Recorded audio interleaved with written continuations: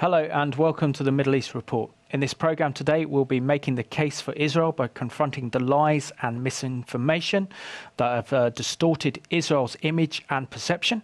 And in this program today, you'll get to see the real Israel.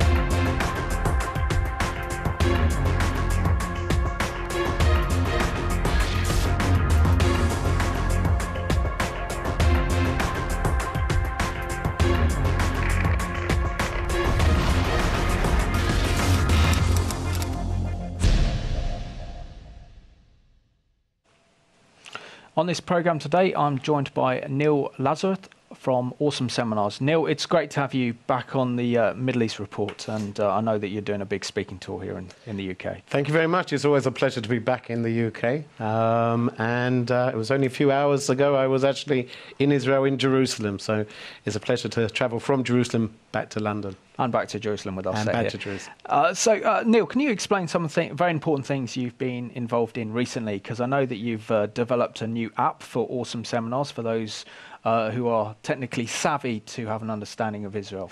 Right, so if you have a look, I know you were playing with it before we started, the Neil Lazarus app. Today, the battle for public opinion is on people's mobile phones. People are less and less watching television. I know it's bad news for you, but they're looking through their mobile phones. So we developed the Neil Lazarus app, which has got basically all the tools to be an ambassador for Israel on it. We've also updated all of the websites, awesomeseminars.com. There's a new website, digitaldiplomats.net, all of which trying to get people online. You know, you can do something for Israel as you're on a train, on a bus, if you have a mobile phone on your hand. So I think that this is the cutting edge technology, which is now the battleground for Israeli public opinion. There you go. So I'm just going to show you my iPhone there so you can actually download the Neil Lazarus app. Gives you information and up-to-date news on Israel, and also teaches you how to be a digital ambassador for Israel, which is very good. I mean, we did a very good program, Middle East Report, discussing the role of social media and how our viewers can use social media in terms of Twitter and Facebook and YouTube to get their message across about Israel. Neil, I'm going to start the program today by asking the question, which I'm also going to finish with this question, and this is: why does Israel have such a bad public perception, and yet the reality of Israel is something completely different? Well, there's a number of things. I think, first of all, that bad news makes news. So people going to work, people being on the beach, people enjoying themselves in the sun of the Mediterranean, that's not a news story. So if there is bad news, it makes the news. That's number one. Second of all, I think that Israel's image is changing for the better, by the way. What people are starting to realize after the events of Syria and after the events of Egypt, and also have a look what's going on in Libya, is actually that Israel is a stable democracy in the Middle East. So whilst I know we like to say all the time, Israel's image is terrible, terrible, terrible, there is good news, which people are starting to realize how stable we are and how important we are for Western countries, Christian countries, and the like. And Neil, the case has been made by Israel's enemies who seek to delegitimize the Jewish state that Israel has no historical claims to the land, and that they essentially stole the land from the Palestinians. Can you make the historical case for Israel? Because it's essential that people who advocate for Israel know the history of Israel. Well, again, I think it's important basically to just know your history. It always makes me laugh when people say there's no legitimate claim of Jews to the land, as if they came in 1948 or even worse, 1967 and suddenly conquered it. I always challenge people to go dig a hole in the Middle East. Go and dig when we have roadworks in Israel, whenever they want to dig something, it's an absolute nightmare. Why? Because you dig a hole and you discover a synagogue of a few thousand years old. So Israel is the birthplace of the Jewish people. It represents the covenant of God with the Jewish people, and at the same time, it's very much the point zero, the ground zero, if you like, of Judaism, as well as obviously important for Christianity and Muslims as well. But when historians look at Israel, they tend to look at Israel after 1948 or after 1967 without making any historical connection to the Jewish people in the land, because it dates back to Bible times, and surely it's a difference between the argument which is based on God's commands which he made to Abraham, Isaac and Jacob in the book of Genesis in terms of the promises, and the attachment that the Jewish people have had to that little bit of real estate in the Middle East dates back for centuries. Well, Jerusalem is the place and Israel is the place where the Bible meets reality. You've got a situation today where Israel is the only place I know in the world where you can use the Bible as a tour book. As a place to open up the Bible, you can see where the prophets walked, and they're still there. And I think that that's the essence. So yes, Israel is a place where Bible is reality, and at the same time, it's a place where history is a reality. It's where Bible, history, and the Jewish people meet together in one country. So I love it. Basically, saying that the connection of Jewish people starts in 1948, I'd say in one sentence, go learn history. Go learn a little bit more about both Bible and the Jewish people. But also maybe that says something about Israel's enemies and those who are involved in kind of history, involved in politics and journalism, because there is certainly a lack of historical understanding of the importance of Israel and how Israel became a nation, a modern nation, back in 1948. Absolutely. Many people, and I hear this often when I'm speaking, and I'm starting a speaking tour, as you know, in the UK today. You always hear this claim, we have Israel because of the Holocaust. We don't have Israel because of the Holocaust. We have the Holocaust because there wasn't a state of Israel. Second of all is the connection, as I keep saying, between Israel and the Jewish people goes back thousands of years. People like to rewrite history, but I think certainly as Jews and as Christian friends of Israel, we know there's a danger of people who rewrite their history. No, absolutely. That's why we've got this very important clip to go to. It's called 10 Myths of the Palestinian-Israeli Conflict. The Israeli-Palestinian conflict is perhaps the most complex political issue of our time. Many have resorted to simply blaming one side or the other. But if we take the time to understand the history and correct our misconceptions, a potential path forward for the Palestinians begins to emerge. So let's start by trying to get the story straight and clear up 10 of the biggest misconceptions out there. Misconception number 1. Israel illegally stole land from the Palestinians. In 1947, the UN voted to give land to both the Jews and the Palestinians. The Jews accepted their partition and legally formed the State of Israel. The Palestinians rejected their partition and attacked. Even after losing the war, the Arabs still had most of the land from the UN ruling. Which leads us to misconception number 2. The surrounding Arab nations actually want to create a Palestinian state. So after the war, the West Bank and Gaza were controlled by Jordan and Egypt for 19 years. During that span, those governments never established a Palestinian state. Instead, they kept the land for their own use. Misconception number 3. The Arab nations want to solve the refugee crisis.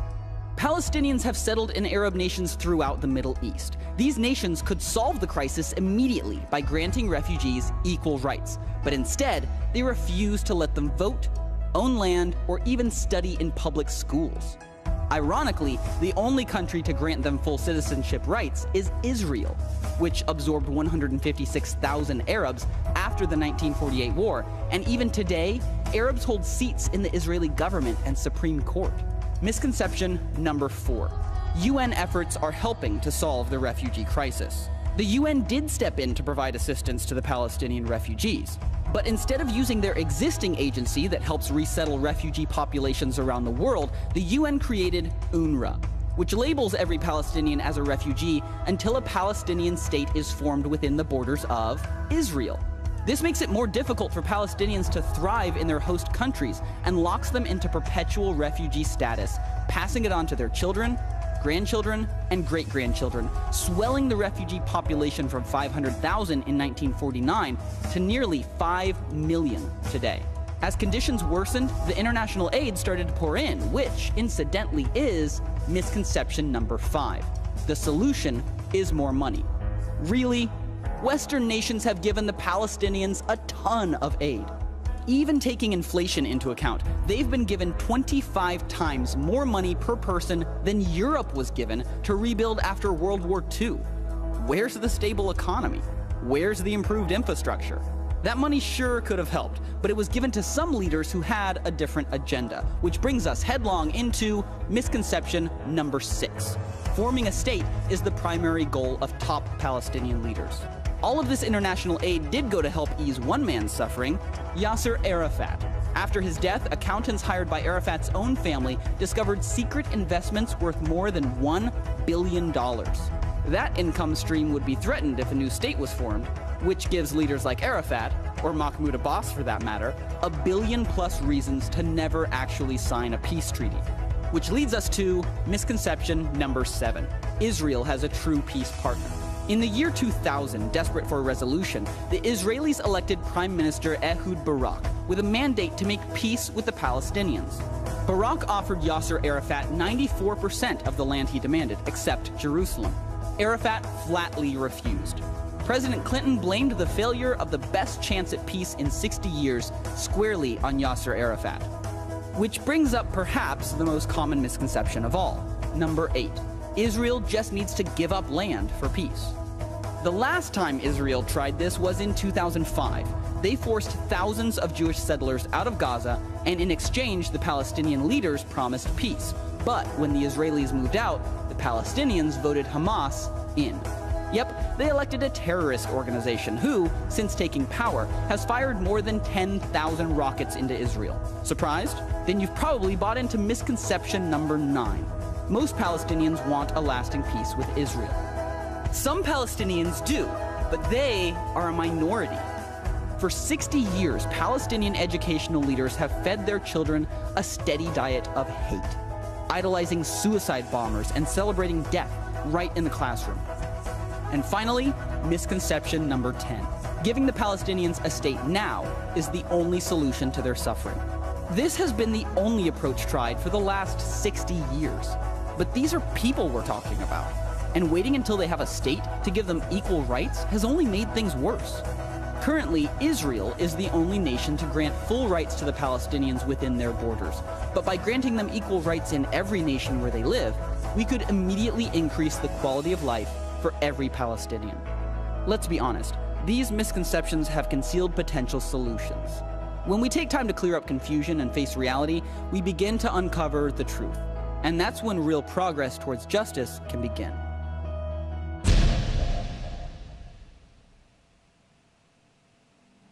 That is a superb clip that really does explain a lot of the history and a lot of the issues surrounding the Israeli-Palestinian conflict. And Neil, it's clips like those, isn't it, that really do portray the true truth of the situation that Israel faces in such an easy way for people to understand and grasp. Absolutely, and I think that that's very much the future of Israeli diplomacy.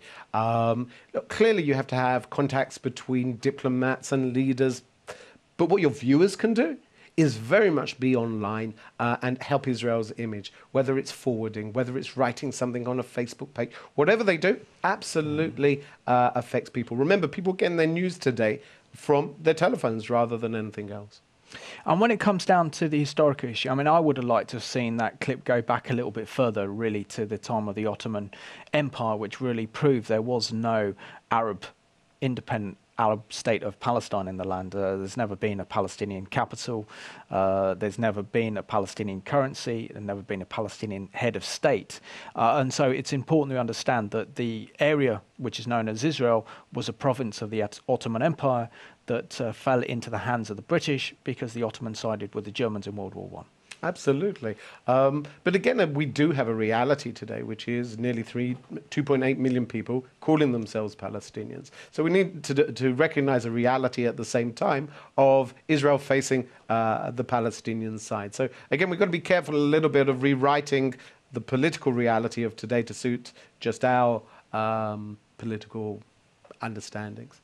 But when it comes down to the issue of international law and Israel's legitimacy, which is often questioned in the court of international public opinion, certainly in the UN, that it's actually the United Nations and before then the League of Nations that gave Israel its mandate. First of all, we had the Balfour Declaration, in which the British government in 1917 promised a Jewish homeland in which was known as the British Mandate of Palestine. Then, as World War I was still going on, as a homeland for the Jewish people, we saw then the League of Nations grant Israel the status of a state through the San Marino Conference in 1920, and then we had the UN Partition Plan in the late 1940s, and the emergence of the State of Israel, as well as Israel being indigenous nation by accepting over 850,000 Jewish refugees from Arab lands.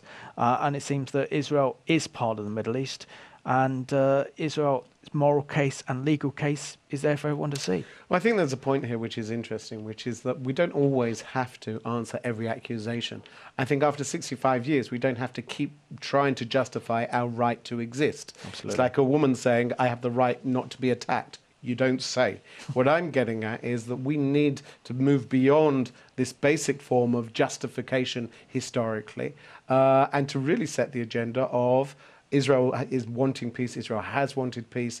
It's a light unto the nations. We have a historic right to the claim, important to say, but not just stick on that point, and talk about the developments of Israel at the same time, what Israel is doing as far as technology is concerned. If you look every day in the newspaper, Israel selling technology to the Americans. That just makes me smile.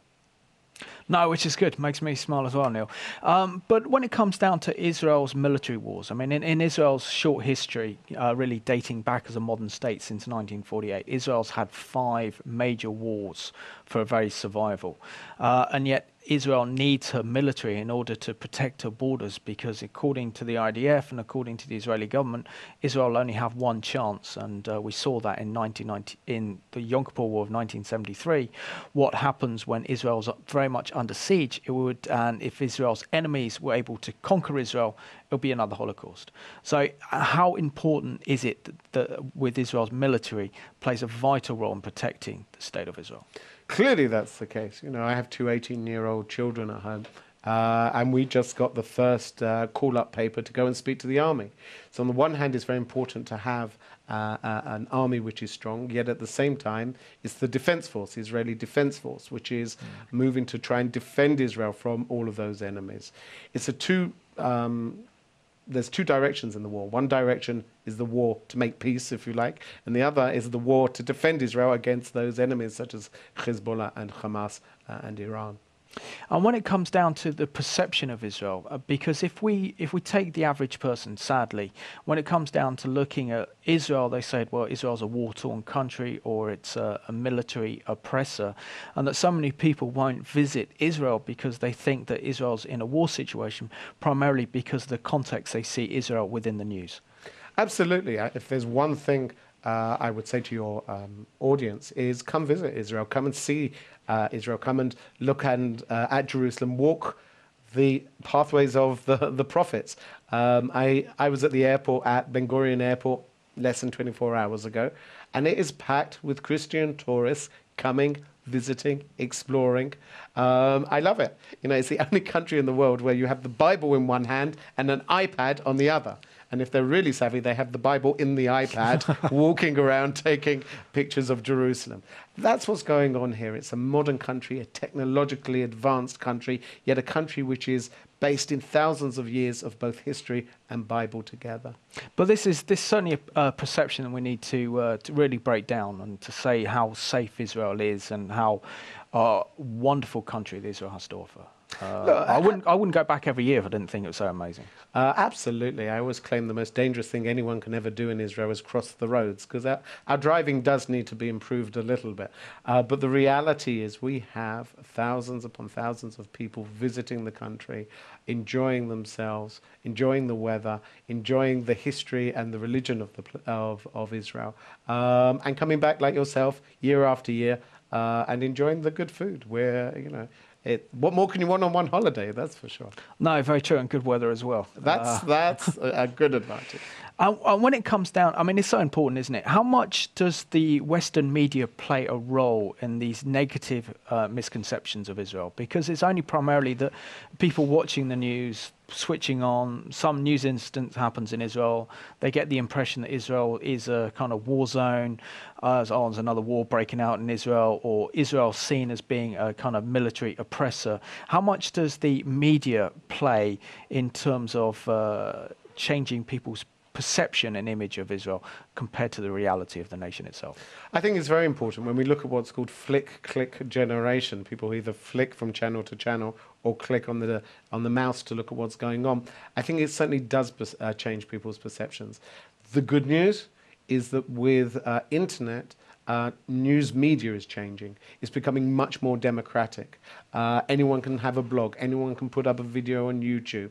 More than that, if you look at some of the channels, they're dependent on checking what's going on in Twitter, checking what's going on social media. So today, I think we're at a point where media is changing, and it's advantageous to Israel because it's really popular diplomacy, that anyone can really make a difference. If we were speaking maybe 10 years ago, I'd say make a difference, but who could? Today, people can get online, create their own media, talk about what's going on, and they're getting hits. I have a couple of clips on my YouTube account on Awesome Seminars. I managed to get 150,000 people watching a video. That's crazy. That's amazing. That's crazy. Yes. So that's what we're talking about. I think it's very, very important to really get online and be a part of the struggle.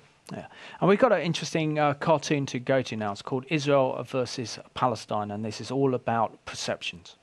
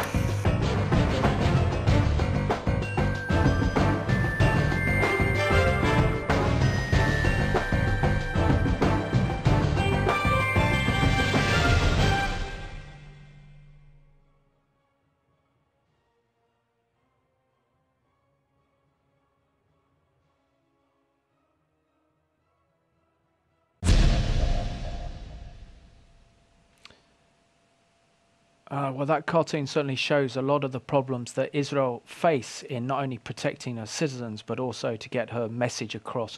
I thought I chose that clip for the program, Neil, because I think it very much portrays the in a very simplified manner the issues that Israel face, constantly being attacked, constantly being bullied, Israel constantly showing restraint, and when she finally does show some sort of response, then Israel is then held up in the media as the aggressor, particularly as well as the court of public opinion, and also in politics as well. I think there's an imbalance between Yeah.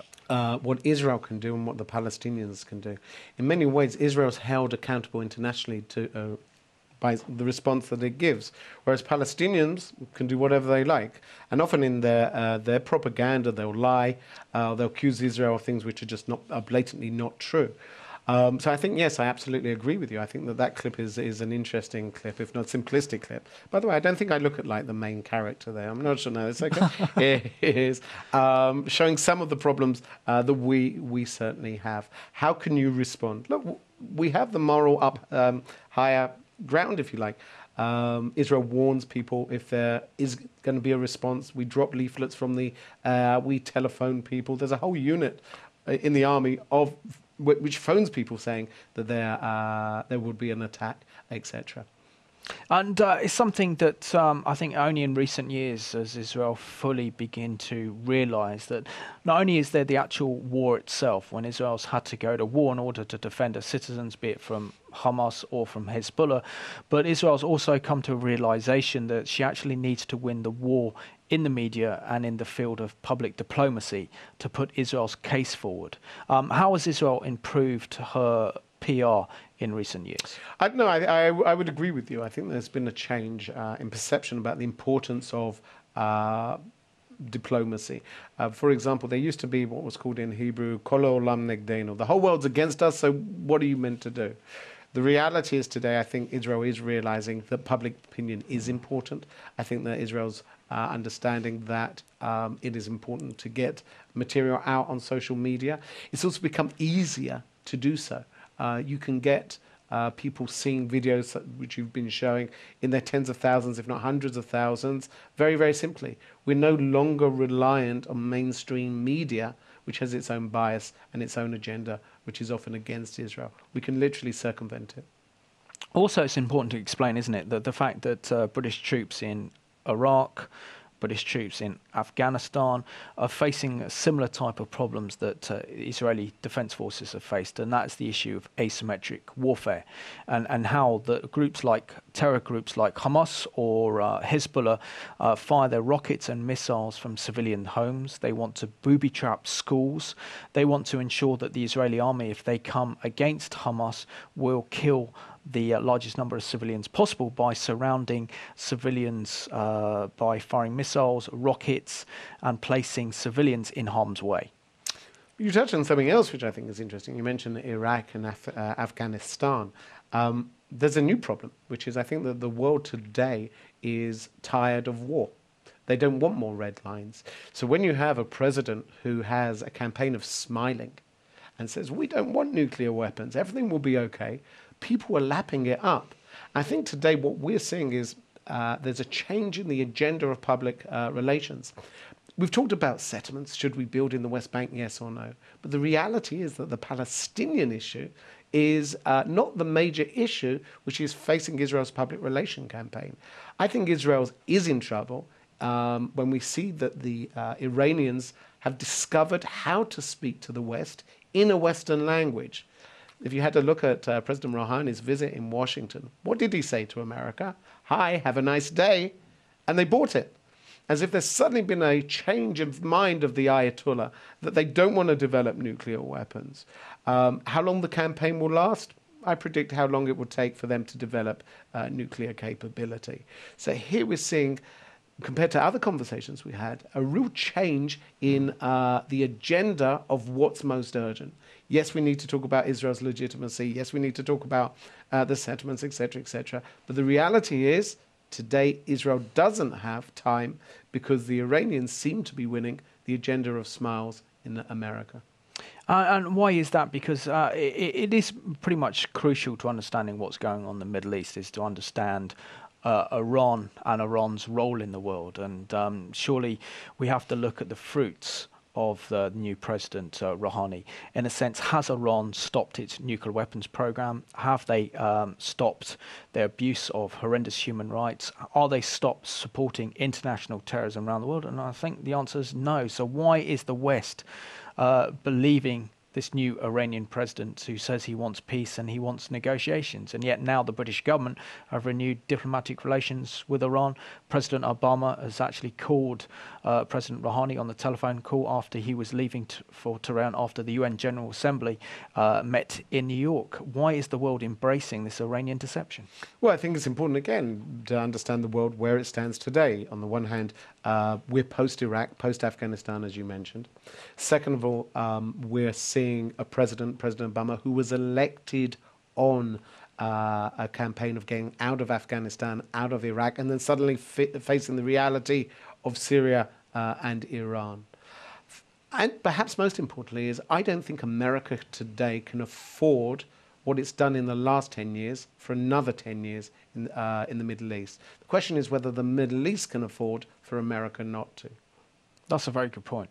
And what are the implications if America does retract itself from the Middle East, which seems to be the policy that President Obama is pursuing at the moment? What we're seeing is the rise of people wanting to see to fill the vacuum. And what we're seeing is the rise of Putin as the savior. Thank God he didn't get the Nobel Peace Prize. I believe he was nominated. And we're seeing other groups, whether it's China, also fill in the vacuum. If America doesn't want to commit itself to the Middle East, then everything's up for grabs. So we're seeing a change in balance of regional interests, which has been reflected in the message of Israel's public diplomacy. And how does that affect Israel, Neil? The messaging of diplomacy, or the changing the changing relationship in the Middle East? Today, like I said before, is I think that today Israel's position on the one hand seems more threatened by Iran, by Hezbollah. On the other hand, we're in a better position. Hamas is weak. Hamas has lost its support from Iran, is trying to reclaim it, is being hunted down by the military regime of Egypt.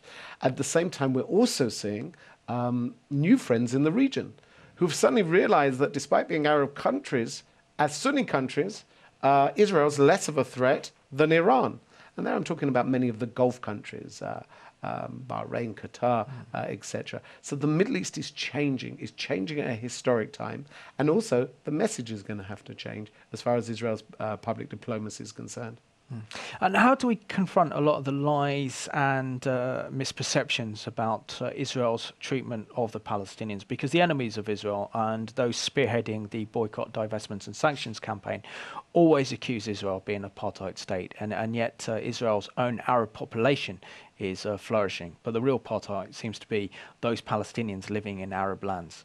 Well, we have to understand the apartheid claim for what it is, which is a systematic attempt to delegitimize the state of Israel. What's interesting is that it's very effective, because if you have a look at universities and elsewhere, many of those people were born after the demise of apartheid in South Africa. All they know is it sounds bad. So the reality is, I think, is a very effective way of delegitimizing the state of Israel. What I think we need to do is not always respond to everything that's being said, but to set a pro-Israel agenda, something which is active, something which speaks to the language of the audience, why it's important. And again, there's something else which I think is important, the subtlety of the message. Messages have to be made in accordance to who the audience is. If one of your audience members speaks Bible to someone who's not religious, they're not going to be listened to. At the same time, if they're in their church, you can go back to the Bible. One of the challenges, I think, of Friends of Israel and believing Friends of Israel is to suit the message to the audience that they're talking to. I'll give you one example. McDonald's, if I can. I'm a food fan. Really? Really, never know. I'm a food fan. So if you have a look at the marketing of McDonald's, what do? It's brilliant. They take a product and they sell it in the language of the audience. So eat it in China, it comes with rice. Eat it in Italy, it comes with pasta. How do we take Israel and adapt it to the language of the audience that we're speaking to? Challenge we have is not always to talk the language of Bible to a non-religious audience, or to certainly suit it to a wider audience. It doesn't mean negating what we believe in. That doesn't mean that we don't believe in scripture or whatever. But the idea of sending a message which can be understood to a wider, broader audience. That's the true meaning of what an ambassador for Israel should be. Yeah, and here's such a case. We got this clip to go to now. It's called Israel Apartheid ? Israel is an apartheid state. Israel is actually operating as an apartheid.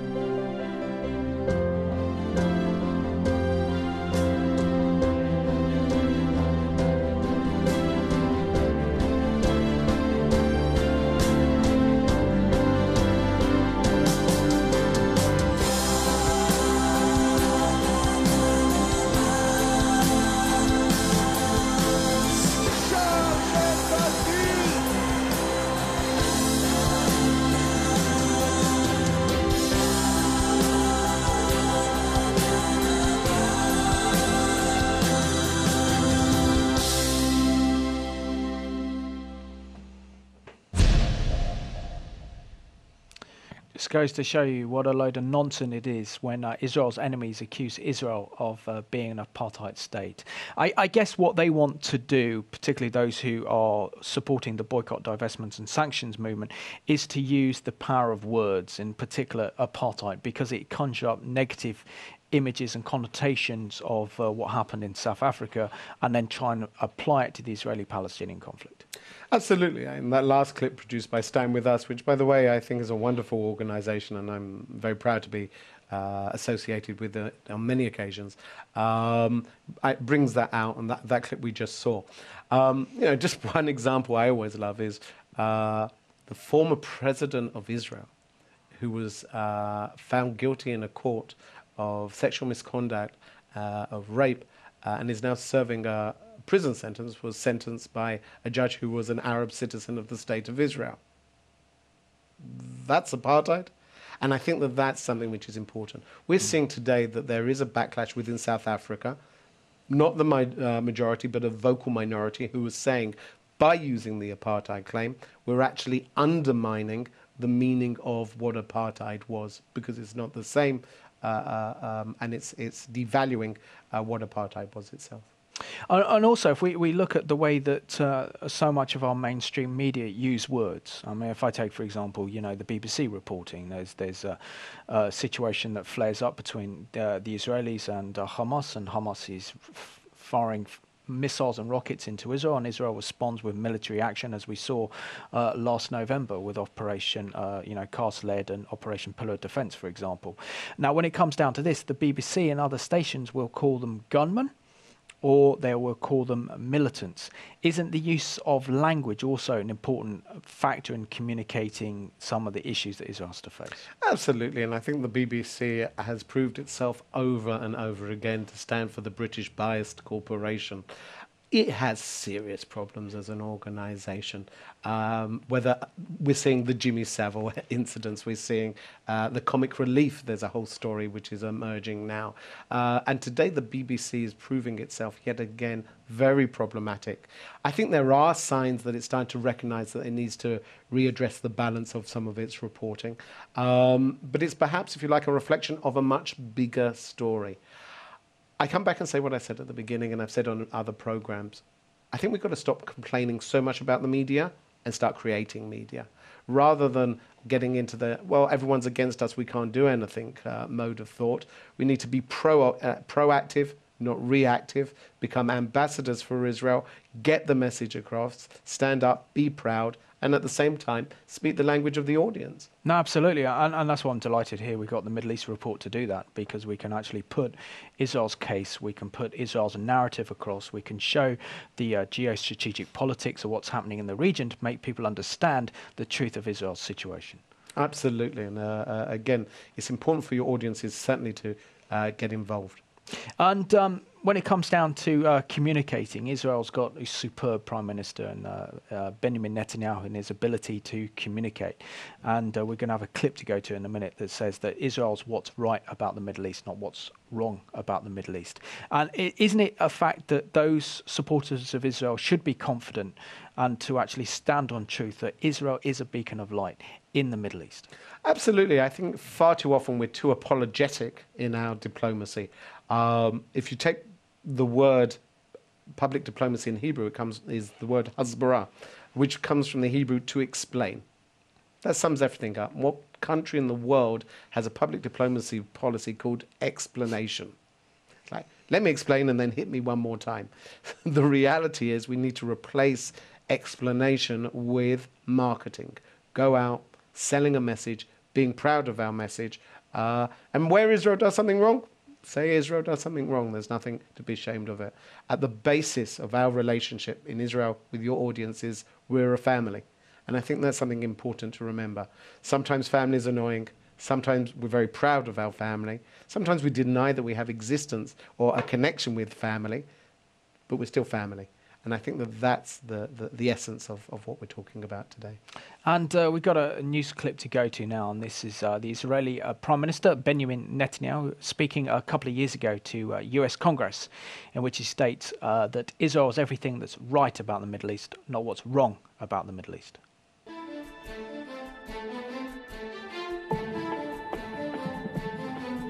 The Middle East stands at a fateful crossroads, for an epic battle is now underway between tyranny and freedom. And like all of you, I pray that the peoples of the region choose the path less traveled, the path of liberty. Israel has always embraced this path. In a region where women are stoned, gays are hanged, Christians are persecuted, Israel stands out. It is different. We have a free press, independent courts, an open economy. Courageous Arab protesters are now struggling to secure these very same rights for their peoples, for their societies. We're proud in Israel that over 1 million Arab citizens of Israel have been enjoying these rights for decades. Of the 300 million Arabs in the Middle East and North Africa, only Israel's Arab citizens enjoy real democratic rights. I want you to stop for a second and think about that.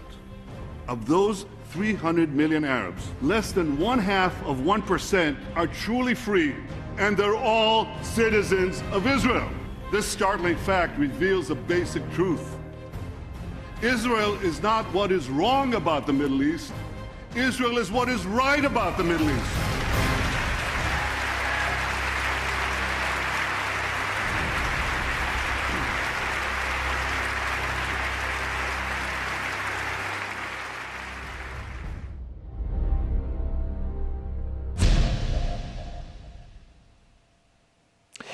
Neil, that was a superb clip, and that's, I think, one of my favourite clips, primarily because it shows that the Israeli Prime Minister is in confidence saying this is what Israel is, in the midst of the rise of the Arab Spring that's produced nothing but totalitarian governments, and the rise of the Muslim Brotherhood and others across the Arab world. What message should Israel convey to the Arab world who are using media and social media now, like they haven't done before, to actually communicate Israel's message of peace and friendship? Well, I think it's happening. I think many countries today in the Middle East are starting to realize that Israel's not the big threat. And if you have a stark look at some of the reality on the ground, what we're starting to see is people are threatened by Iran, threatened by the extremism of that Shiite regime, and starting to realize that Israel's right. Now, again, we're talking reality here. They're not going to suddenly stand up and sing the Hatikva, the national anthem of Israel. But many countries are saying, we can do business with you. And there were talks, I mean, we can't reveal too much, but there were certainly talks between Israel and countries in the Gulf expressing a common nightmare, which is Iran with nuclear capability. So again, one of the things which I think is changing in our understanding of public diplomacy is Little Israel Arab world. It's changing. We also have some friends out there, not openly supporting Israel, but we certainly have a common agenda. And that's the reality which we're seeing today. Yeah. And aren't we seeing that reality also now emerge in Egypt after President Morsi, the Muslim Brotherhood president, was ousted from power, not by a military coup, but by 30 million Egyptians taking to the streets of Egypt, demanding change and also demanding a true democracy, and certainly appealing against the Islamicization of Egypt that the Muslim Brotherhood was pursuing. And now we've seen that General Sisi has taken really the control of the country. We're seeing cooperation between the Israelis and the Egyptians again, and now the Egyptian military now are clamping down on Islamist terrorists in the Sinai, but also then cracking down on Hamas as well in Gaza and closing a lot of the tunnels and the smuggling routes. Absolutely. The Egyptians today are struggling against Islamic fundamentalism both in the Sinai and in Gaza at a level that Israel daren't do because of the criticism of the world, and that's the irony. Remind your viewers to keep an eye on the north. What's happening in Syria, the country's collapsing, and many areas are falling into the hands of Al-Qaeda, radical Sunni groups coming in from Iraq at the same time. So we have a reality there which is emerging, which is clearly linked to Iran as well. When it comes down to public diplomacy, and I've interviewed a number of Israeli officials and spokespeople, and what they talk about there is the tremendous support they receive from the Christian community. What message does Israel, or what message should Israel send out to the Christian community and those who have a love and a passion with Israel and want to stand with Israel in these times? I think the message is clear, that we are one, that we support the Christian community, and the Christian community supports Israel. Why? Because we are that beacon, we are that light unto the nations. And I think that is a message, is a bond between Christians and Jews, which is very, very important. And certainly I can tell you, having come from Jerusalem just now, and I was only in the Old City 2 days ago, Israelis hear it, Israelis appreciate it, and we say thank you for the Christian support of Israel. And we've got one last clip to go to now, and this is called Amazing Israel. So this will change your perception of Israel if the rest of the program hasn't done so. One of the smallest countries on earth, with 1/1000th of the world's population, only 60 years old, under constant threat, and yet, relative to its population, Israel is the largest immigrant-absorbing nation on earth. It has absorbed 350% of its population in 60 years. Israel is the only country in history to have revived an unspoken language. Since the founding of the state, Israel has more Nobel Prizes per capita than any other country. It has more laureates in real numbers than China, Mexico, and Spain. Israel has the 8th longest life expectancy, 80.7 years. Longer than the UK, US, and Germany. Israeli films were nominated 3 years in a row for the Academy Award's Best Foreign Film. Israel is the only country that entered the 21st century with a net gain in its number of trees, even more remarkable, in an area that's mainly desert. Over 90% of Israeli homes use solar energy for hot water, the highest percentage in the world. Israel's scientific research institutions are ranked 3rd in the world. Israel is ranked 2nd in space sciences. Israel produces more scientific papers per capita than any other nation by a large margin. Israel has the 3rd highest rate of entrepreneurship among women in the world. Israel has attracted the most venture capital investment per capita in the world, 30 times more than Europe. Israel leads the world in patents for medical equipment. Israel has more NASDAQ-listed companies than any country besides the US, more than all of Europe, India, China, and Japan combined. In proportion to its population, Israel has the largest number of startup companies in the world. In absolute numbers, Israel has more startups than any country other than the US. Israel is the only country whose indigenous population returned to its native land after 2,000 years of forced exile. There are 26 official Muslim states in the world and 18 official Christian states, but there is only one Jewish state.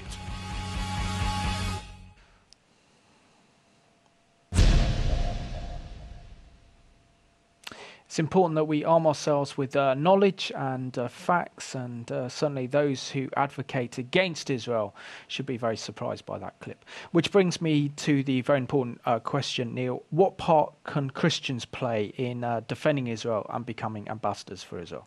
If you ever look at the clips that you've shown today, whether they're Awesome Seminars, Aish, Stand With Us, Jerusalem, none of them are from the Israeli government. And I think what we're seeing here is in the program today is really the impact that people can have. Take the future in your own hands, go out there, go beyond the church doors and go into the community, the wider community, and support Israel. That's the power, to be emboldened not only in belief, but in the idea of that people can have an impact and really affect Israel's image. Today, more than ever, I think it's important that people go and support Israel and talk the reality and the truth of what's happening. And one of the best ways anyone can do that is surely by visiting Israel, by going to Jerusalem, by spending time in Israel, absorbing themselves with Israeli Jewish culture. Absolutely. I invite people personally to come and visit Israel, visit Jerusalem, visit the holy places, and to be a part of the adventure. As you saw in the last video, there's no other country quite like it. No, I can testify that as well. Just very, very briefly, less than a minute to go, Neil. What is one way the Israeli government can communicate better this amazing country that she actually governs? I think that the Israeli government is challenged by, number one, budget. We have yogurt organizations, yogurt companies which have more budget to advertise their produce than the whole of the Israeli government has to advertise Israel. What I think it is doing successfully today is utilizing people such as your audiences and saying to them, here's the information we can give you, go out there, be ambassadors for Israel. Neil, I want to thank you so much for being my guest on today's Middle East Report, and I hope to see you back soon. And I want to thank you all for watching. And I think from this program, you've actually learned that we can all be ambassadors for Israel. We can all stand up for Israel. We can all proclaim the truth. And it's important not only for our Christian Jewish heritage, but it's also important in terms of communicating to those who are not Christians. I want to thank you for watching today's Middle East. And this is Israel's In a Flash Shot in 100 Years.